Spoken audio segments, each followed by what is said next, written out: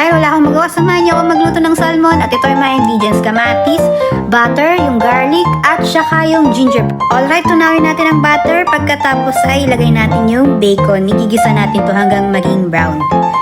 Pagkatapos nun, ilagay natin ang bawang hanggang maging brown ulit. Ayan. Alam niyo ba mga kabayan, mas masarap talaga magluto sa bahay kaysa pumunta sa restaurant. Bukod sa mahal, hindi mo alam kung anong ginagawa nila sa preparation ng food. At eto, tuloy lang tayo sa pag-isa. Susunod ko na pala dito yung kamatis at saka yung luya. Yung luya pang patanggal sa lansa.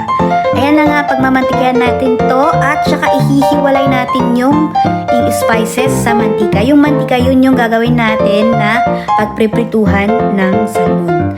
Babaliktarin lang natin ito after 3 minutes after. Tapos babaliktarin natin at ipiprito natin from side to side.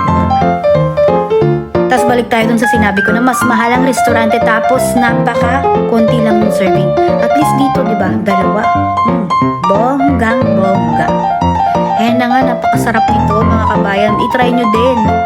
At ito na nga, pag nag-brown yung magkabilaang side ng salmon, ay pwede na nating ihalo yung ginisa nating ingredients kanina. Napakasarap nito. Hindi ko siya sinabay kasi malalasog o kaya masusunog yung kamatis.